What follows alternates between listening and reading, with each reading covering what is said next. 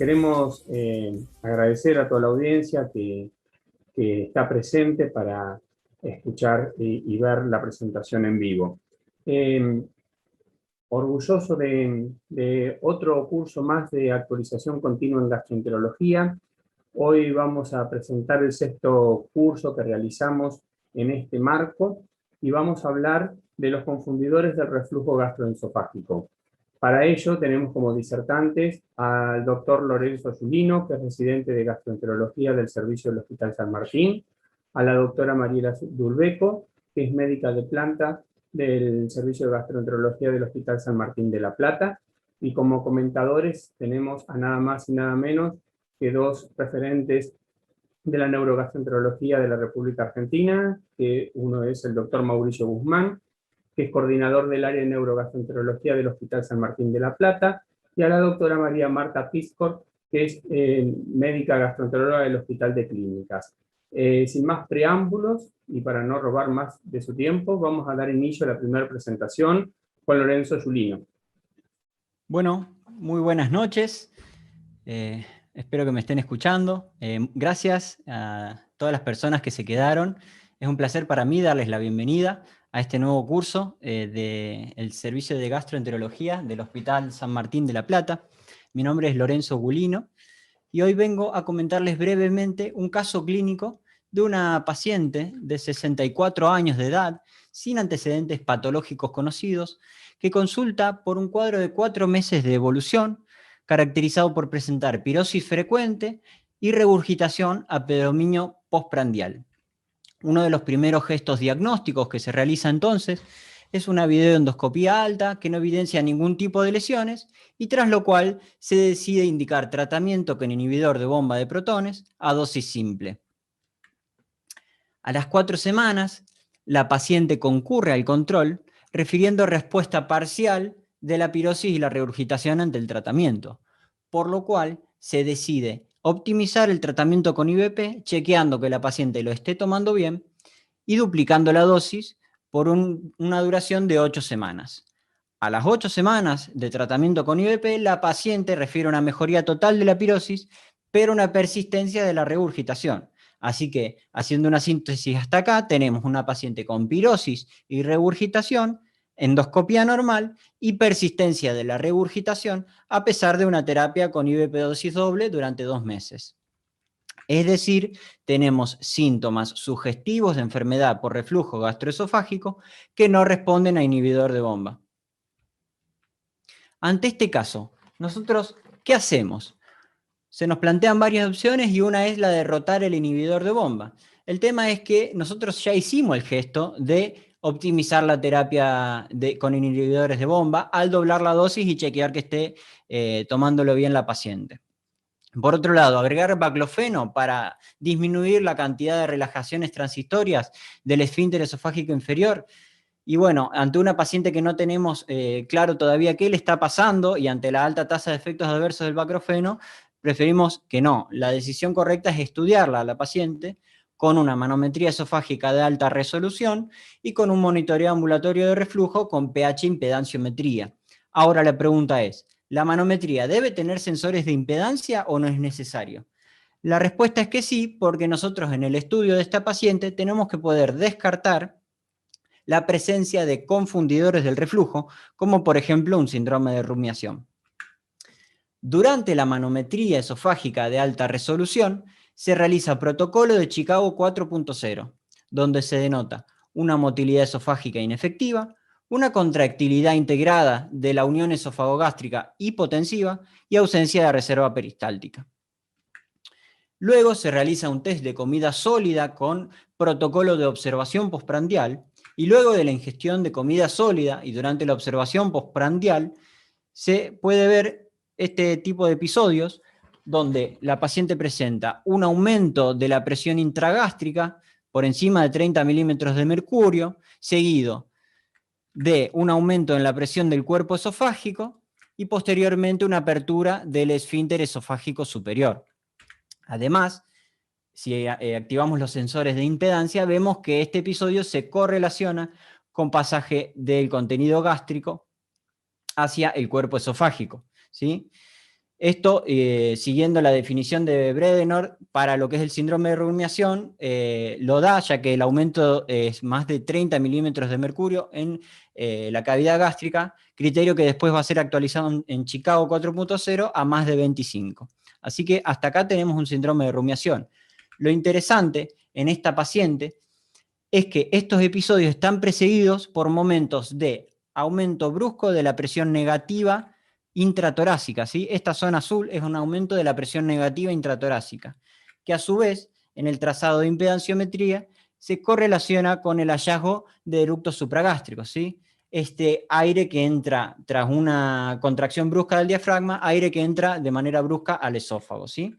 Así que lo que se concluye es que la paciente tiene un síndrome de rumiación asociada a eructos supragástricos, ¿sí? Después se realiza el monitoreo ambulatorio con pH impedanciometría, que denota un tiempo de exposición ácida mayor al 6%, confirmando que la paciente efectivamente tiene una enfermedad por reflujo gastroesofágico. Y además se ven eructos supragástricos que preceden a la mayoría de los episodios de reflujo, observándose los eructos supragástricos de esta manera, el aire ingresando de proximal a distal y saliendo de distal a proximal. Ahora, ante una paciente que tiene una ERGE, pero que además tiene un síndrome de rumiación asociado a eructos supragástricos, ¿nosotros qué indicamos? ¿Neuromoduladores? ¿Interconsulta con salud mental? Bueno, si bien la rumiación asociada a eructos supragástricos es un desorden de la conducta, lo que elegimos nosotros es realizar terapia cognitivo-conductual en el propio consultorio. ¿Y en qué consiste esta terapia? En primera instancia, la parte cognitiva es explicarle a la paciente, hacer el intento para que entienda la fisiopatología de los eructos supragástricos, explicarle lo que es el diafragma, cómo funciona y cómo está involucrado en el desarrollo de los eructos supragástricos que van a desencadenar la rumiación posteriormente. Luego se procede a la parte conductual, que consiste en explicarle a la paciente cómo realizar ejercicios de respiración diafragmática para que así la paciente pueda controlar de forma voluntaria la musculatura que está asociada con la génesis de estos eructos supragástricos. Tras realizar esta terapia cognitivo-conductual, la paciente se presenta al control a las 8 semanas con resolución sintomática completa. Y hasta acá llega el breve caso clínico que venía a compartir con ustedes. Ahora le doy lugar a la clase que va a dar la doctora Mariela Dolbeco. Muchas gracias.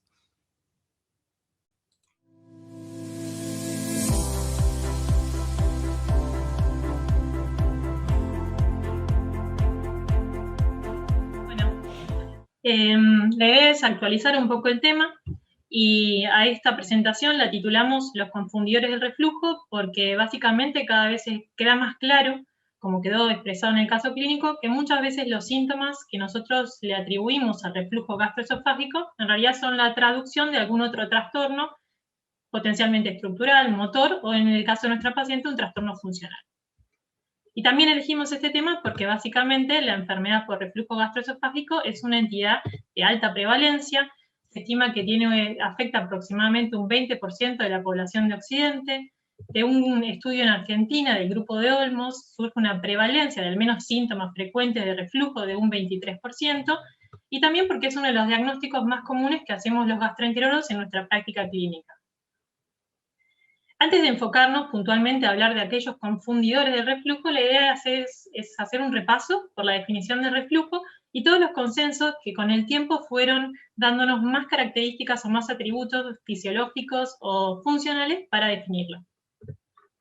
La clásica definición del reflujo surge de un consenso de Montreal en el año 2006 que la define como la condición en la cual el reflujo del contenido gástrico al esófago genera síntomas molestos y o complicaciones. Este reflujo gastroesofágico en cantidades patológicas genera síntomas molestos que clásicamente también los dividimos en típicos y atípicos. Los síntomas típicos son la pirosis, que es la sensación de ardor retroesternal, y la regurgitación, que es la vuelta del líquido a la faringe o a la boca. O los atípicos como tos, carraspeo, disfonía o dolor de pecho. Y eventualmente las complicaciones del reflujo gastroesofágico patológico, como la esofagitis erosiva, el esófago de Barrett, la estenosis péptica y el adenocarcinoma. Montreal también nos clasificó la enfermedad por reflujo en los síndromes esofágicos y los extraesofágicos. Los extraesofágicos con aquellas asociaciones establecidas y otras asociaciones propuestas. Los síndromes esofágicos, por un lado, tenemos los que generan lesión, que son las complicaciones que nos definen el reflujo, y por otro lado tenemos el síndrome sintomático, que es el síndrome de reflujo típico, que son la pirosis y la regurgitación, como mencionamos recientemente, pueden ser la expresión de la enfermedad por reflujo en las variantes no erosivas, y también puede ser la expresión de lo que se conoce como hipersensibilidad al reflujo y de la pirosis funcional.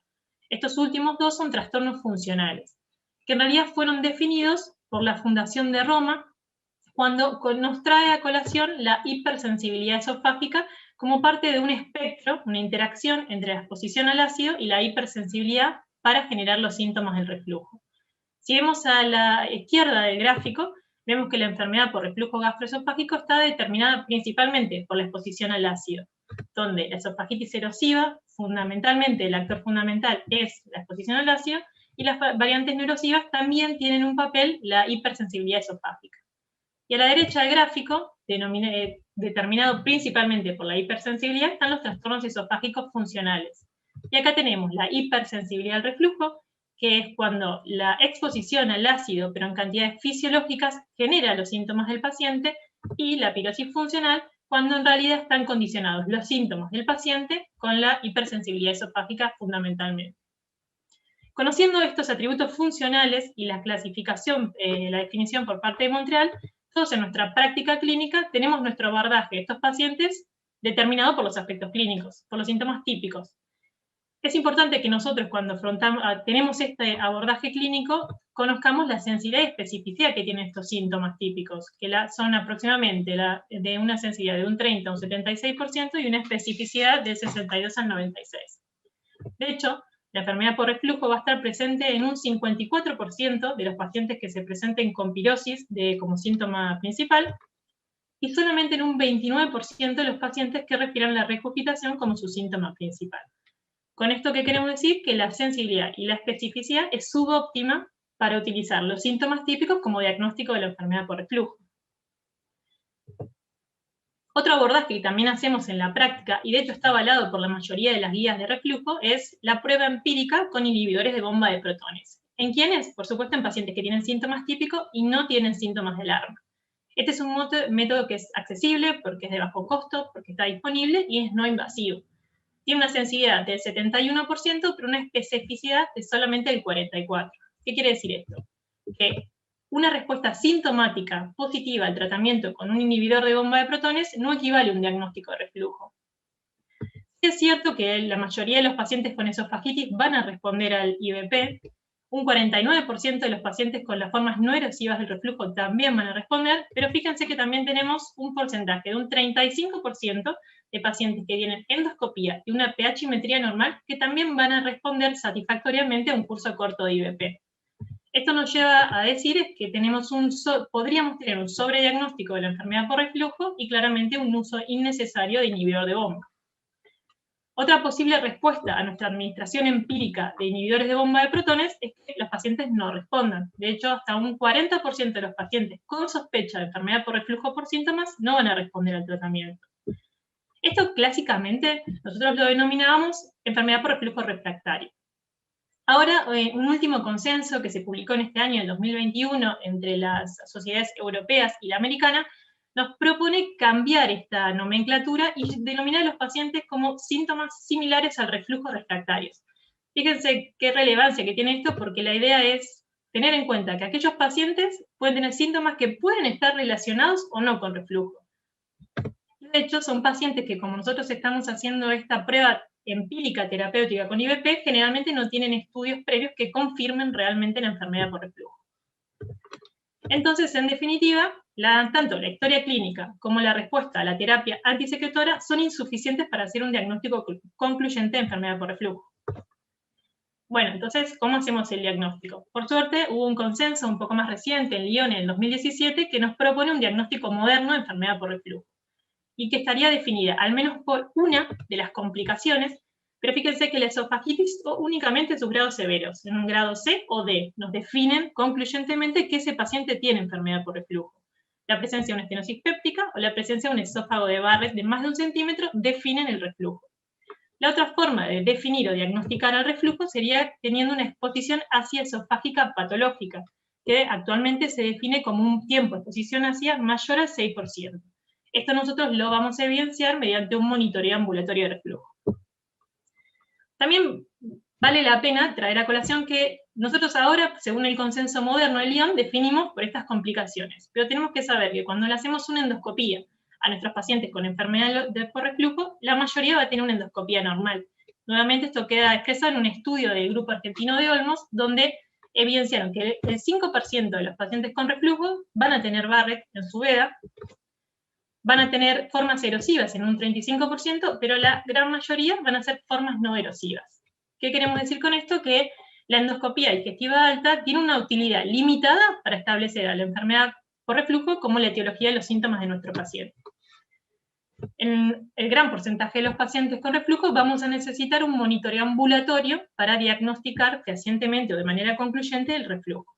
Tenemos diferentes opciones, podríamos eventualmente hacer una pH-metría mediante una sonda transnasal con 24 horas de estudio, o también la opción de pH-metría inalámbrica, con la que podemos extender el tiempo hasta las 96 horas con un sistema Bravo, o eventualmente la pH-impedancia. Indistintamente, nuestro objetivo va a ser, por supuesto, identificar si existe o no una cantidad patológica de reflujo gastroesofágico, que como dijimos anteriormente, se define con el tiempo de exposición ácida. Y otro objetivo que es fundamental es que nos va a permitir establecer una asociación entre los síntomas del paciente y los episodios de reflujo. ¿Por qué es tan importante esto ahora? Básicamente porque nos permite identificar los diferentes fenotipos para orientarnos correctamente al tratamiento. ¿Cuáles serían los fenotipos? Bueno, si nosotros en nuestro monitoreo ambulatorio identificamos un reflujo gastroesofágico en cantidades patológicas, tendremos las variantes erosivas o no erosivas. En cambio, si nosotros en nuestro monitoreo vemos que la exposición ácida es fisiológica, o sea, el reflujo es fisiológico, nos va a interesar la asociación sintomática. ¿Por qué? Si el paciente asocia sintomáticamente sus eventos con los síntomas, esto es lo que se denomina la hipersensibilidad al reflujo. En cambio, si el paciente no los asocia, es la pirosis funcional. Estos dos son trastornos funcionales asociados al reflujo fisiológico que, por supuesto, van a necesitar un enfoque terapéutico diferente a seguir con la inhibición supresora ácida. Entonces, lo que queremos resaltar es que los pacientes que se presenten con síntomas compatibles con reflujo no siempre van a ser reflujo.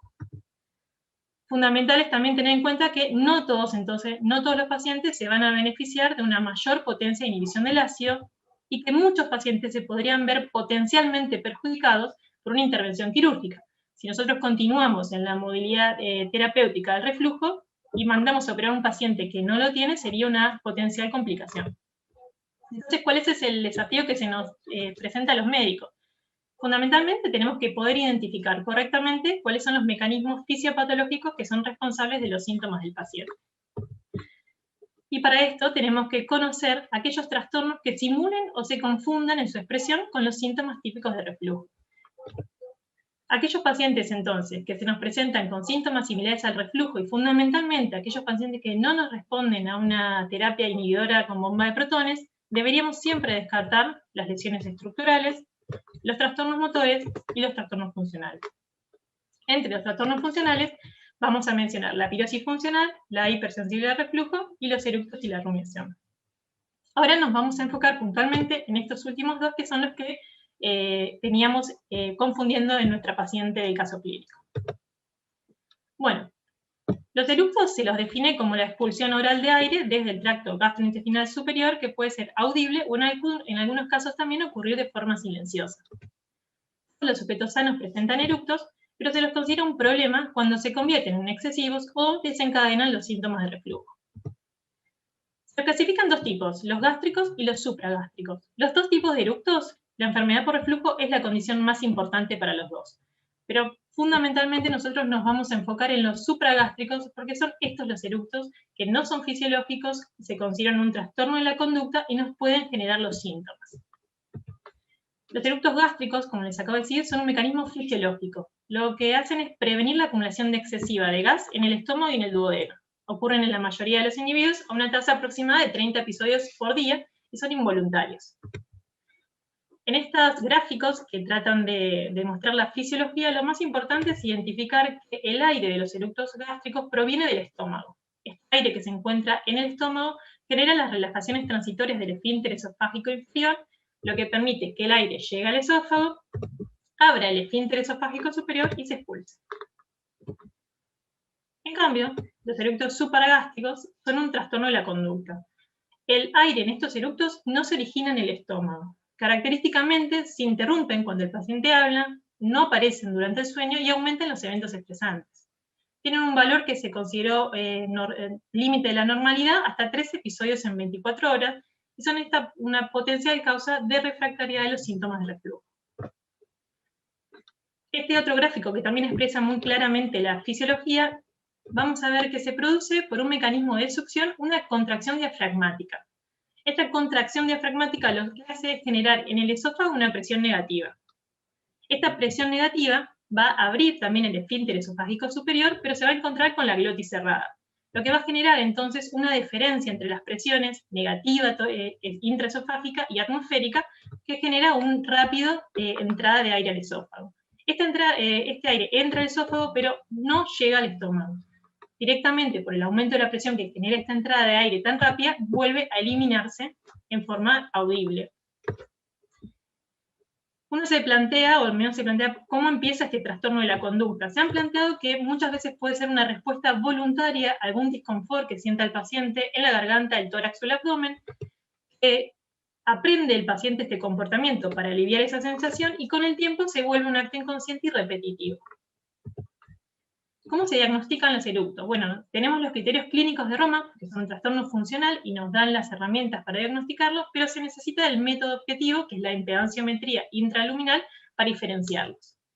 Roma nos define a los eructos como que sean molestos, que al menos pasen más de 3 veces a la semana, más de 3 días a la semana, y lo suficientemente molestos que alteren la calidad de vida del paciente. Apoyan el diagnóstico para que sean supragástricos, que sean frecuentes y repetitivos. Los gástricos no tienen correlación clínica.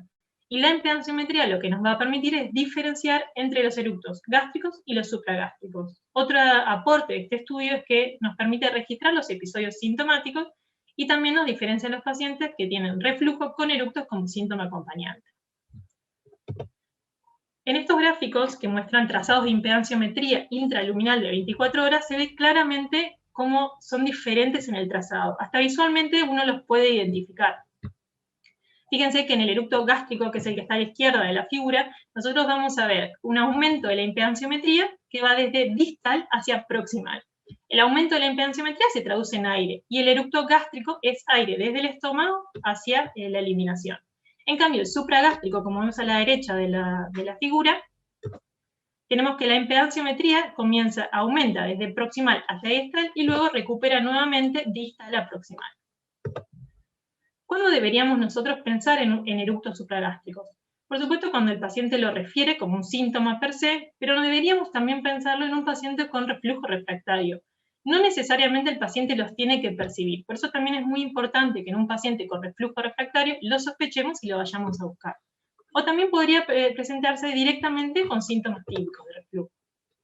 Ya que los eructos supragástricos pueden provocar los síntomas típicos de reflujo, ya sea pirosis y regurgitación, de 2 formas.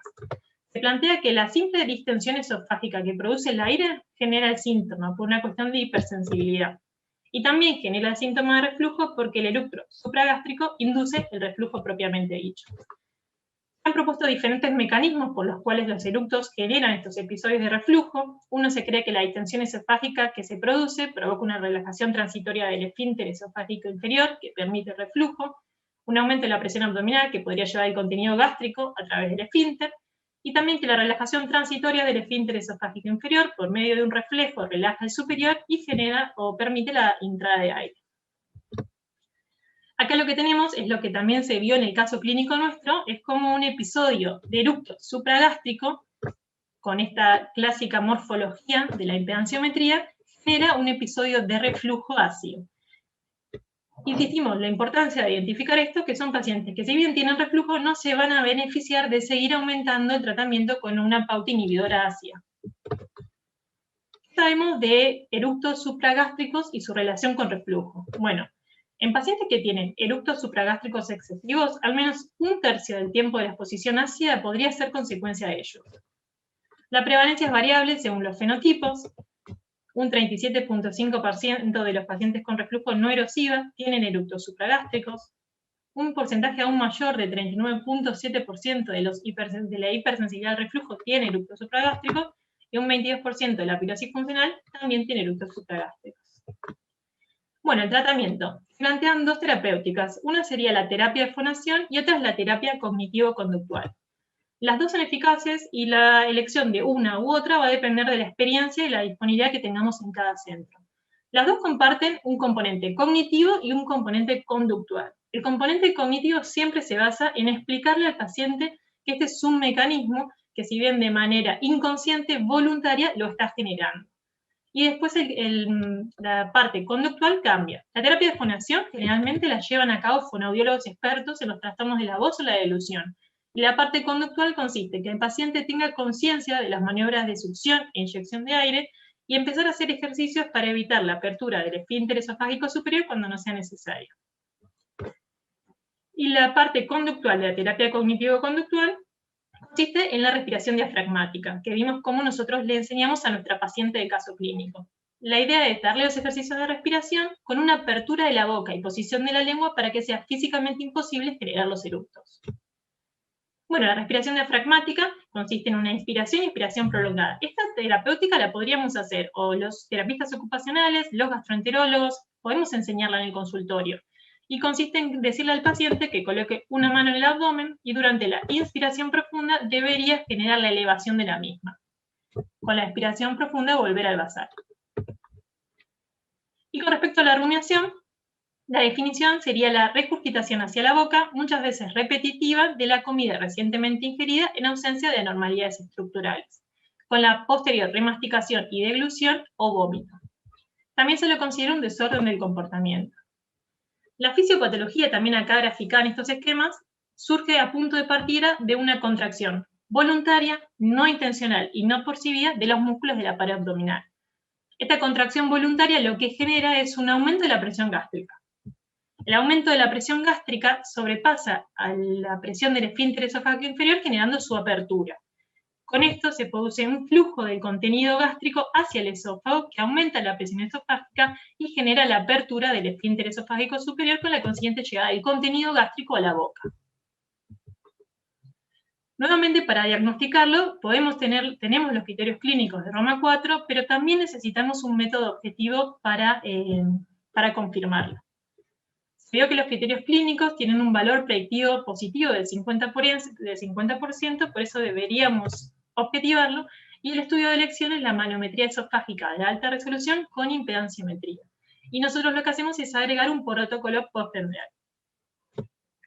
Bueno, los criterios clínicos de Roma 4 deben incluir esta regurgitación persistente o recurrente hacia la boca de comida recientemente ingerida, con el subsiguiente vómito o deglución, no es precedida por arcadas, y entre los criterios adicionales son la regurgitación sin esfuerzo no precedida por náuseas, generalmente contiene alimentos que el paciente reconoce como recientemente ingeridos, y tiende a cesar cuando la regurgitación del material es ácido. Esto es característico, a veces cuando uno le da el IBP, al disminuir la acidez, el paciente pueden empeorar estos episodios de rumiación. Y el diagnóstico por el método objetivo lo hacemos con la manometría esofágica con impedanciometría. Hacemos el protocolo clásico de Chicago y hacemos el postprandial. Hacemos un test de comida sólida y al menos observamos 15 minutos posteriores a la comida si aparecen los episodios de rumiación. Y los identificamos, como también los vimos en nuestra paciente clínica, como un aumento de la presión intragástrica, más de 25 milímetros de mercurio, que es coincidente con el inicio del movimiento retrógrado del contenido gástrico hacia el esófago que se puede evidenciar por impedanciometría. La impedanciometría la podemos ver o por el modo trazado o por el modo contorno. Hay diferentes mecanismos por los cuales se genera este síndrome. El primario no está precedido por ningún evento, el secundario está precedido por un evento de reflujo y después tenemos el secundario eructo supragástrico precedido por un eructo. Acá está esquematizado lo mismo en la rumiación primaria, no hay ningún evento que lo preceda, y lo que vamos a ver, fíjense que en el gráfico de la izquierda, por debajo tenemos la presión esofágica y por encima tenemos un trazado de impedanciometría. El aumento de la presión gástrica va coincidente con el episodio de regurgitación. La secundaria reflujo es similar a la primaria, pero está precedida por un evento de reflujo que lo podemos identificar ahí en la impedanciometría. Posteriormente aparece el episodio de rumiación. Y la asociada a eructos supragástricos, como teníamos en nuestra paciente, también es similar a la primaria, pero está precedida por el eructo supragástrico. Nuevamente lo vemos acá, y directamente desencadena el aumento de la presión gástrica, que se traduce en el episodio de rumiación. ¿Cuándo deberíamos pensar en este trastorno? Siempre en un paciente que es refractario al reflujo deberíamos intentar descartarlo, mucho más aún en los pacientes que presentan regurgitación predominantemente, como la paciente en nuestro caso clínico. Mejoró la pirosis, persistió con la regurgitación. Y la otra manera de sospecharlo es cuando el paciente nos refiere regurgitación de predominio postprandial. Una de las características es que las rumiaciones usualmente no aparecen en ayuno y tampoco aparecen durante el sueño. Uno podría preguntarse qué valor tiene en estos pacientes el monitoreo ambulatorio con pH impedanciometría, que generalmente es uno de los gestos terapéuticos, gestos diagnósticos que tenemos ante una refractariedad en los pacientes con reflujo. Bueno, recientemente se encontró un patrón distintivo que podemos identificar en este monitoreo, que es que los pacientes con rumiación presentan un mayor número de episodios de reflujo no ácidos por hora en el periodo postprandial. Y también se vio que los pacientes tienen una mayor percepción de los síntomas. El índice sintomático postprandial para la regurgitación es alto en estos pacientes. Se generó un score, y con un score de 2 puntos tenemos una sensibilidad y una especificidad muy alta para rumiación. Los datos con respecto a la rumiación y la enfermedad por reflujo son menos conocidos que los eructos, básicamente porque es un trastorno que se sospecha poco, entonces generalmente tenemos un subdiagnóstico. Los últimos reportes evidenciaron que hasta un 20% de los pacientes con síntomas de este refractario tenían rumiación, y fíjense que en los pacientes con el reflujo hipersensitivo, la hipersensibilidad al reflujo, que no respondían al tratamiento, 9.5% tenían rumiación. Y el tratamiento de este síndrome es según el mecanismo. Si la rumiación es primaria, la terapia es cognitivo-conductual con o sin biorretroalimentación. Si es secundaria al reflujo, vamos a estar orientando el tratamiento a tratar el reflujo, y si es secundaria a los eructos supragástricos, vamos a ir a tratar los eructos. La respiración diafragmática sigue las mismas características que hablamos en la terapia cognitivo-conductual del eructo. Acá lo único que se podría hacer eventualmente es hacerlo con o sin biofeedback. Esto sería que un paciente durante una manometría empiece a realizar estos ejercicios para identificar los episodios de rumiación y así evitarlos. Y como conclusión de esta presentación, la idea es llevarnos pensar que tenemos que ampliar el algoritmo diagnóstico ante los síntomas típicos de la enfermedad por reflujo que no nos responden IBP, tener siempre en cuenta que no todos los pacientes que tienen síntomas típicos de ERFE se van a beneficiar de una mayor potencia e inhibición del ácido, que muchos pacientes con síntomas típicos de reflujo, si nosotros no los estudiamos, potencialmente se verían perjudicados por una intervención quirúrgica, y deberíamos poder derivar oportunamente para hacer pruebas diagnósticas específicas y pesquisar estas entidades. Muchas gracias.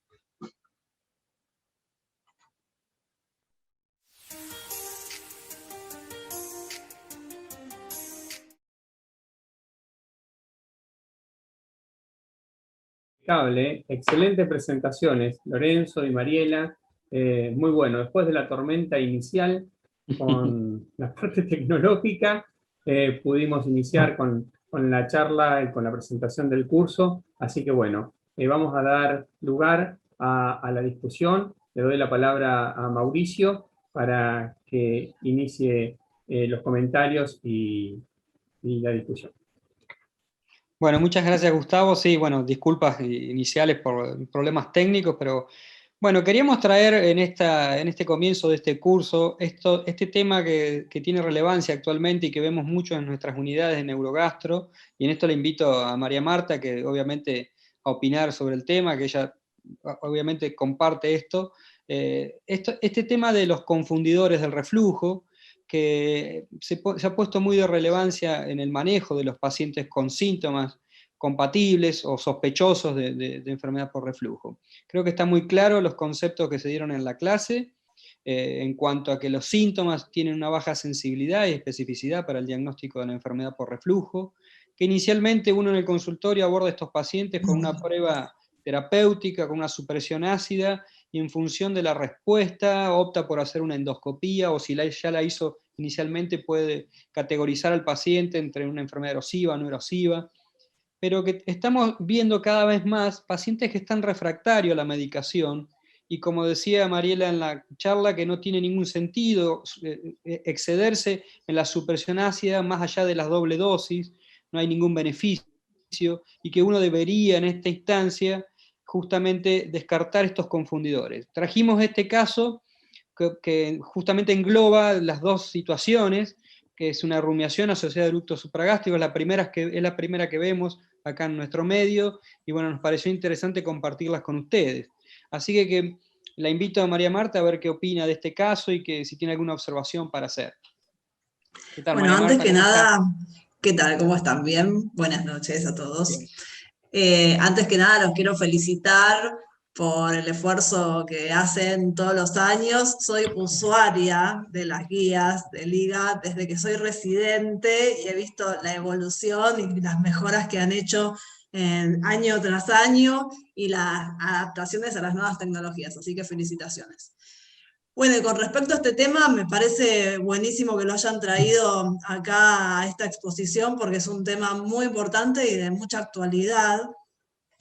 Y lo que quiero remarcar, porque capaz que a veces nos perdemos en el medio de tantos estudios, tanta tecnología nueva, que mucho no se entiende, porque son todas líneas que son confusas, que salvo los ultra especialistas nadie lo sabe interpretar, que más allá de que hablamos en estas charlas de la baja sensibilidad y especificidad de las manifestaciones clínicas para hacer diagnóstico, sigue siendo el punto más importante, y cuando nosotros tenemos un paciente, y sobre todo si es refractario a inhibidores de la bomba, después de una evaluación inicial básica, tenemos que ir a disecar los síntomas, o sea, ser muy, muy exhaustivos, porque muchas veces, obviamente el diagnóstico exacto no lo vamos a tener, pero el paciente tiene todas las claves que necesitamos para tener una sospecha clínica altísima, ¿sí? Si nosotros vamos a buscar y vamos a preguntar, a estos pacientes siempre tenemos que indagar si tienen o no tienen eructos, si tienen o no tienen rumiación, porque muchas veces si nosotros no le preguntamos, el paciente no nos cuenta que regurgita comida y hasta que la escupe, porque es algo que es bastante desagradable y vergonzante. Y bueno, esos son datos fundamentales que nos orientan el diagnóstico y nos orientan el pedido de estudio que tenemos que hacer, porque no a todos los pacientes hay que pedirle una pHmetría o una cápsula de pHmetría inalámbrica, no a todos los pacientes hay que pedirle una impedancia, o sea, cada uno de los estudios tiene su indicación y nosotros tenemos que conocer esas indicaciones y todo esto se basa en las manifestaciones clínicas. Así que ese es un punto fundamental que no tenemos que descuidar y tenemos que ir a preguntar exhaustivamente a los pacientes cada uno de estos síntomas, ¿sí? Y que respondan por sí o por no, pues es una técnica muy buena esa. Muy bien, María, perfecto, May, sí, totalmente de acuerdo, sí, siempre el abordaje uno lo hace desde lo sintomático. Después los métodos complementarios, obviamente que no son para todos, y estos estudios de monitoreo, que son tan específicos y complejos, solamente sirven en este grupito chiquito de casos que si uno entra a ajustar modificaciones en el estilo de vida, la conducta que toma el paciente para con la enfermedad, sobre todo esperar para acostarse, después de cenar, en el manejo de la enfermedad por reflujo, queda un grupo muy chiquito de pacientes que requieren estos estudios. Una vez que llegan a esta instancia, obviamente es importante tener en cuenta estos confundidores y así tratarlos adecuadamente si se los identifica. Fíjate que en este caso puntual, el monitoreo ambulatorio de reflujo le da una exposición ácida y estábamos ante un paciente donde la pirosis respondía al IBP y persistía con regurgitación. Eso en otro momento quizás hubiera sido un paciente que hubiera sido un candidato ideal para una cirugía, y si no se hubieran aplicado estas tecnologías quizás el paciente hubiera tenido un desenlace negativo. Obviamente a estos a los que apuntábamos, que hay situaciones muy puntuales y no son la mayoría, pero que uno cuando llega a esa instancia y necesita descartar estos confundidores, obviamente requiere esta tecnología. Pero coincido plenamente con vos con el hecho de que los síntomas y las características de los síntomas, la mayoría de las veces nos ayuda a hacer el diagnóstico y nos arrima bastante el bochín, como decimos en el barrio. Así que bueno, Gus, quería ver si, no sé, en función del tiempo, tampoco quiero dilatar porque estuvimos con mucho retraso. Si hay alguna pregunta de la gente que está escuchando la charla. Bien, Mauri, bueno, no, la verdad que es esto un poquito a tener en cuenta. Es muy interesante porque en nuestra práctica cotidiana son casos que habitualmente vemos con reflujo y tenemos pacientes que son refractarios, como lo mencionaban, y acá vemos de 1 a 4, cada 10 personas tienen síntomas refractarios. Entonces es muy interesante traernos este tema y fue muy atinado porque nos obliga a repensar nuestra práctica profesional. Y con este avance tecnológico que podemos hacer nuevos diagnósticos, nos obliga a nosotros a pensar y adaptarnos a nuestra forma de pensar a la hora de derivar o de pedir estudios. Me parece muy interesante. Acá tenemos una primera pregunta del auditorio, en los cuales dicen, cuando se sospechan confundidores de reflujo y solicitamos una IPH impedanciometría, ¿se hace con IVP o sin IVP? Bueno, esa es la pregunta clásica. No sé, Mai, ¿querés dar una respuesta más práctica de esto? Dale, respondo yo. Bueno, eso es una pregunta que se responde fácilmente hoy en día porque, como dijo Mariela en su exposición, en función de los criterios del consenso de Lyon, ahí ya sabemos que un paciente cuya endoscopía tiene una esofagitis severa, Los Ángeles C o D, ya podemos ratificar que ese paciente tiene reflujo, ¿sí? Y un paciente que tiene una enfermedad no erosiva o una esofagitis leve, Los Ángeles A o B, ahí tenemos un signo de interrogación. Así que en pacientes con síntomas de reflujo, que tienen una endoscopía con una enfermedad no erosiva o una esofagitis leve, lo que tenemos que hacer es un estudio off-IVP, o sea, sin inhibidores de la bomba de protones, porque lo que queremos responder es si el paciente tiene o no tiene reflujo. En cambio, en un paciente que ya sabemos que tiene reflujo, ya sea porque tiene una esofagitis severa, o porque ya le hicimos un monitoreo ambulatorio previo que ratificó la enfermedad por reflujo, y queremos saber por qué no está respondiendo al inhibidor de la bomba, en ese caso vamos a hacer un estudio on-IVP. No sé si respondí la pregunta. Sí, María Marta, excelente. Otra segunda pregunta. ¿Qué rol tiene el baclofeno en el tratamiento de estos pacientes, ya sea con rumiación o con eructos? Bueno, mira, ahí la publicación que tomó relevancia el baclofeno incluyó un montón de pacientes que tenían no solamente rumiación, sino también eructos supragástricos y otros síntomas. Y vio que había una respuesta positiva. El gran problema del baclofeno son los efectos adversos que lo limitan muchísimo. Se tiene que dar en dosis repartida, empezar con una dosis bajita e ir aumentando. La verdad que nosotros no tenemos experiencia por justamente los efectos adversos reportados. Sí, estaría indicado en los pacientes con reflujo no ácido patológico como responsable del síntoma refractario, o como un tratamiento puente a una resolución definitiva, como hacer una cirugía o alguno de los tratamientos nuevos con magnetos y con endoscópicos, quiero decir. Pero nosotros prácticamente no lo usamos. No sé, ¿ustedes, Mai, tienen alguna experiencia? No, la verdad que lo usamos poco y nada, justamente también por el tema de los efectos adversos. No es algo que consideremos sistemáticamente.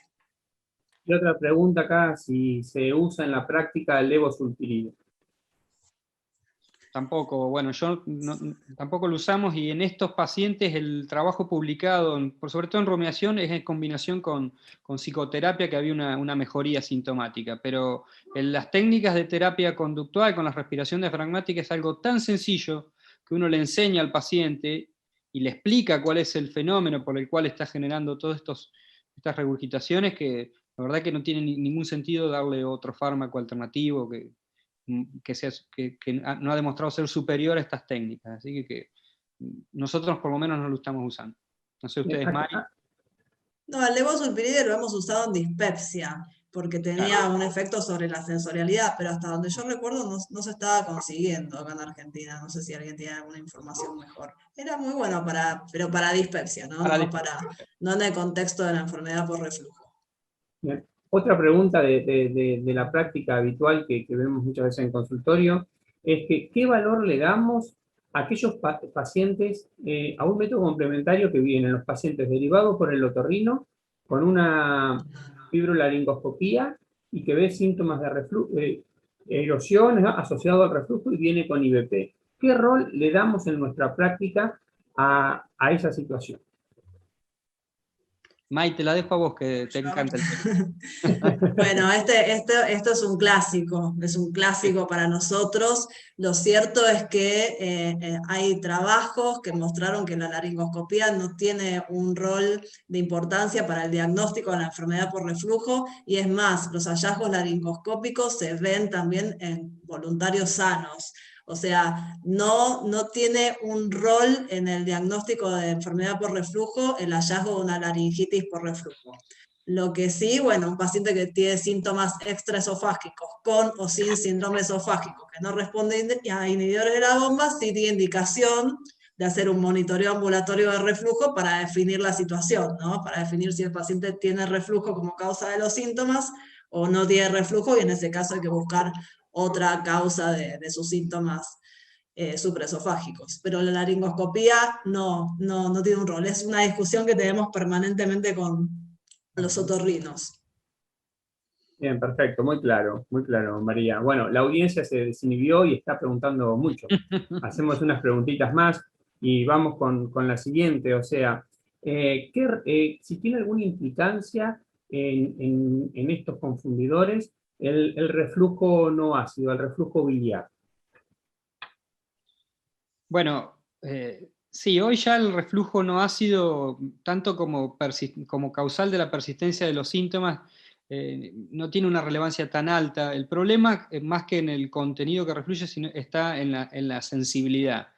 Acá, fíjate que, bueno, Mariela también habló de esto, que el reflujo hipersensitivo y la pirosis funcional tienen como bases fisiopatológicas de los síntomas la hipersensibilidad visceral, ya sea periférica o central, y en eso tiene tanto que ver el reflujo ácido como no ácido, y otros factores como ser el estrés, que condiciona el desarrollo de la hipersensibilidad. Por eso es importante identificar estos fenotipos de reflujo hipersensitivo y pirosis funcional, que cada uno tiene un tratamiento distinto con el uso de neuromoduladores, y en definitiva el reflujo no ácido no es uno de los factores tan importantes a evaluar en los pacientes con refractariedad. De ser el responsable, y esto uno lo evalúa en un estudio quizás donde un paciente ya ha tenido confirmado la enfermedad por reflujo y persiste con regurgitación y descarta justamente estos escenarios de eructos supragástricos y rumiación, y el reflujo justamente no ácido es el responsable del síntoma, en ese caso la cirugía antirreflujo es una de las mejores opciones, obviamente, ¿no? Otra pregunta que está dirigida un poco, María, a lo que vos dijiste, que si era eficaz el tratamiento con las medidas, la reeducación respiratoria para estas entidades, y en caso de que no responda o que más que nada si recidivan los síntomas, si se piensa en una reeducación nuevamente, repetir el tratamiento, o cuáles son las alternativas para esa situación. Bueno, no sé si respondo yo. Respondo yo. Esto lo que hay que tener en cuenta es que son pacientes funcionales, ¿no? Cuya sintomatología es crónica. Nosotros a lo que apuntamos es a lograr algo de mejoría sintomática, pero en este contexto eso puede ocurrir. Son pacientes que hay que seguirlos en el largo término y hacer un acompañamiento. Es muy importante explicarles claramente la benignidad de su condición y la cronicidad y las medidas que tiene que ir adoptando para mejorar sus síntomas. Pero, digamos, en el contexto de una entidad que es crónica puede haber momentos de mejoría y momentos de empeoramiento de los síntomas, y en esos momentos hay que reforzar estas medidas que tienen que ver con el reaseguro y tienen que ver con todas estas cosas que nosotros podemos ofrecer, tanto la reeducación fonoaudiológica en pacientes con eructos, como la respiración diafragmática, y todo lo que tiene que ver con la parte cognitivo-conductual y haciendo mucho hincapié en el cambio en el estilo de vida, en el control de los factores estresógenos, en identificar los factores que desencadenan los síntomas, porque sobre eso después se puede trabajar. O sea, son pacientes muchas veces difíciles, que suelen recibir los síntomas y hay que ir haciendo como un acompañamiento en el largo término, ¿no? No hay una pastilla que los cure, eso no existe en estas entidades funcionales. Bien, muchas De gracias. hecho, ahí por ahí yo puedo agregar algo, Bien. que en algunos pacientes, al menos con eructos, esto está descrito, que pueden tener algunas sensaciones como premonitorias de que van a empezar los síntomas. Entonces, por ahí, si el paciente los logra identificar, también ahí es el momento de decirle que comience a hacer los ejercicios de respiración diafragmática. Exacto, eso es muy importante. Bien. Es muy importante en todas las entidades funcionales, pero en esto que hay como pródromos, que son premonitorios de lo que puede ocurrir, si el paciente logra identificarlos e implementar una estrategia ahí para mejorarlo, es una muy buena alternativa. Muy bien. En nuestra práctica, si tenemos un paciente con rumiación o con eructos, ¿qué recomiendan? ¿Pedir una pH de impedancio ambulatoria o una manometría de alta resolución si está disponible? Otra pregunta de la audiencia. Bueno, vos fíjate que lo que pasa es que estos pacientes, ante esa sospecha, uno debería derivarlo a estas unidades donde se disponen de los métodos. En todo caso, Mariela creo que presentó al final que uno puede sospechar si hace un monitoreo, obviamente previo al monitoreo tiene que hacer una manometría. Supongamos que, que uno está en el interior y no tiene acceso a la manometría de alta resolución y mucho menos con impedanciometría.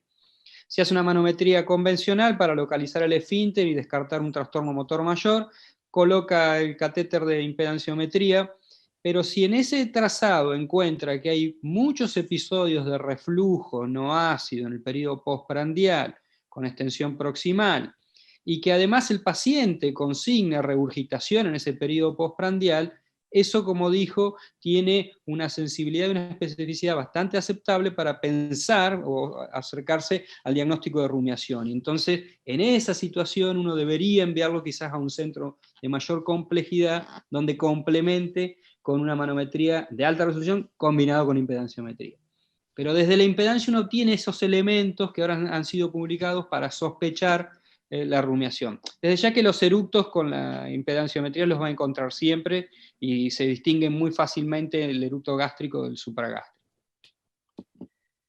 Sí, acá yo vuelvo a una cosa importante que es tener la sospecha clínica. O sea, estos estudios hechos por un técnico que no interroga al paciente no sirven para nada, ¿sí? O sea, nosotros tenemos que tener la sospecha clínica, porque, por ejemplo, si un paciente llega a tener una rumiación y yo no la sospeché de antemano, yo cuando pido la manometría no la voy a pedir con protocolo postprandial y me voy a perder la oportunidad. Y te puedo asegurar que el paciente no va a querer repetirse la manometría, ¿sí? Así que es muy importante de vuelta el interrogatorio y disecar los síntomas para poder, a través de la sospecha clínica, pedir los estudios para confirmar esa sospecha, ¿no? Exacto, May, totalmente de acuerdo. Perfecto. En definitiva, en nuestra práctica, si tenemos ante esta situación con eructos o con rumiación, si lo sospechamos, derivar a personas que hacen neurogastroenterologías o a centros que tengan que se ocupen de ello, sería lo ideal. Sí, sí. Bien, sí, perfecto. Creo que sí. Otra pregunta de una colega neurogastro, que es la doctora Andrea Ventura, es dirigida puntualmente a los centros, es decir, si en el Hospital San Martín y en el Hospital de Clínicas, si la reeducación en los pacientes con estas entidades las hacen directamente los gastroenterólogos o fonoaudiólogos, ¿quién las hace? ¿Cómo se manejan en la práctica? May, ¿querés contestar vos primero? Contesto. Bueno, nosotros trabajamos con un equipo donde hay una fonoaudióloga que está especializada en este tipo de rehabilitaciones, un equipo de psicólogas, psiquiatra, etcétera, nutricionista y demás. Digamos, más allá de que los gastroenterólogos conocemos las técnicas y las podemos explicar, el trabajo concreto lo hacen con este equipo, ¿sí? Este equipo de gente. Sí, nosotros en el hospital tenemos más limitaciones con el sistema de salud mental, pero tenemos una muy buena interacción con fonoaudiología, entonces pedimos a las fonoaudiólogas que ellas intervengan en parte del tratamiento, y la gran mayoría, nosotros tenemos una entrevista con el paciente con varios gráficos que nos hemos armado y con trazados que representan muy bien el fenómeno tanto de los eructos como de la rumiación, donde le explicamos y vemos que los pacientes obviamente entienden esto, y después les enseñamos las técnicas de respiración y los vamos controlando. Pero hacemos una combinación de una explicación nuestra y el manejo nuestro con las técnicas y un abordaje con fonoaudiología. Por suerte los pacientes esto se entiende muy bien y andan bastante bien, responden muy bien. Bien, muchas gracias. La última pregunta del auditorio, y ya pasamos a hacer un cierre de la presentación, es si en estas entidades los prokinéticos tienen algún rol. Bueno, lo había dicho, lo había dicho también con el tema del levosupiride, pero no tienen ningún rol. Perfecto. No. Ni tampoco en el reflujo refractario. Claro, salvo que haya gastroparesia concurrente, ¿no? En ese setting sí. Ese es otro de los confundidores, sobre todo en los vomitadores o en el periodo postprandial, pero un poco más tardío. La rumiación es mucho más temprana, es inmediata, es en los primeros 10-15 minutos del periodo postprandial. Ya en la gastroparesia eso es un poco más tardío, para sospecharla, digo, ¿no? Como elemento clínico, como lo que decía May. Bueno, ya esperemos haber cumplido con las expectativas y con las preguntas de la audiencia, y bueno, ante estos disertantes de lujo que hemos tenido y los comentadores también, bueno, nada, vamos a hablar un poquito entre nosotros, si hay alguna duda, si alguien quiere hacer algún comentario final al respecto. Lorenzo, ¿alguna pregunta, algún comentario? María, si vos esta paciente que tiene una exposición ácida patológica y además tiene asociado este síndrome de rumiación con asociado a eructos supragástricos, hasta completar el tratamiento y que presente una mejoría sintomática con los ejercicios de respiración diafragmática, ¿vos hubieras mantenido la terapia con IVP a dosis doble o ya al identificar el síndrome lo hubieras sacado? No, sí, los hubiese dejado los IVP. A la menor dosis útil, si no necesariamente tiene que ser doble, pero la menor dosis es que sea suficiente para controlar la pirosis, básicamente, que es lo que más va a responder con el IVP. Bien. Pero sí, lo hubiese mantenido durante el tiempo que dure la rehabilitación y hasta lograr la mejoría. Un tema importante que no hablamos en estos pacientes es el peso corporal, ¿no? Que eso sí es importante y es un buen consejo para los pacientes, sobre todo los que tienen sobrepeso, de que bajen un par de kilitos. Bien. Mariela, ¿alguna pregunta o algún aporte o comentario? No, ya que está May, también aprovecho y le pregunto, si bien esto no está escrito, ¿ustedes eventualmente a estos pacientes le hacen un control con algún método objetivo para verificar por ejemplo, la respuesta? Eso es muy interesante.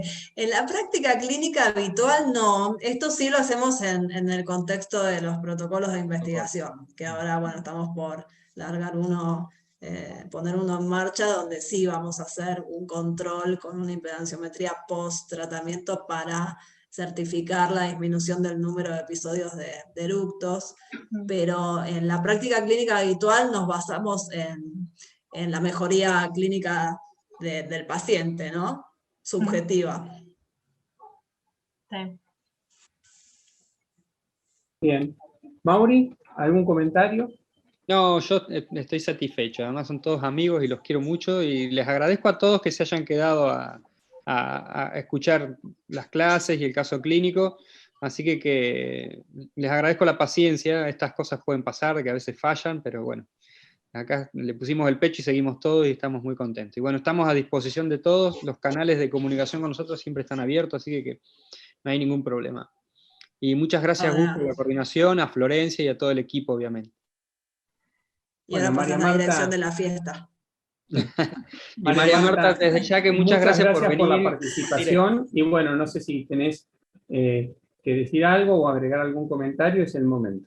No, a ustedes agradecerles por la invitación y por todo el esfuerzo que hacen, que esto yo sé que cuesta mucho organizarlo y armarlo, es un esfuerzo enorme, pero la verdad que es algo muy, muy bueno para toda la comunidad médica, así que muchas gracias.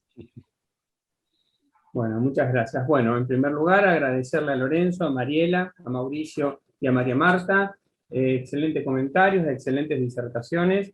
Así que bueno, muchas gracias a los cuatro. Y bueno, agradecer a Florencia Giraudo, que está detrás de escena, manejando el chat con las preguntas. Agradecer a todas las personas que fueron colaborando con el armado de las clases o la dinámica del curso, a todos los auspiciantes, a las asociaciones y sociedades que auspician el curso. Y bueno, nada, para ir finalizando, quiero invitarlas a la próxima clase, que bueno, esperemos solucionar los problemas y que no se repitan, pero bueno, en la próxima clase estamos invitándolos a todos y a todas el día 3 de julio, jueves a las 19 horas, ¿sí? Este mismo espacio, el mismo horario, que vamos a abordar el tema de litiasis dificultosa. Tenemos como disertante a Sofía Domeniconi y Martín Ciarreta, y como invitados nacionales al doctor Carlos Canullán y Fernando Baldoni, y como invitado internacional al doctor Michel Cajalé. Así que, bueno, para ir cerrando, nada, muchas gracias y nos vemos la próxima, a la misma hora, el mismo día y en el mismo canal. Saludos. Hasta luego. Chao, muchas gracias.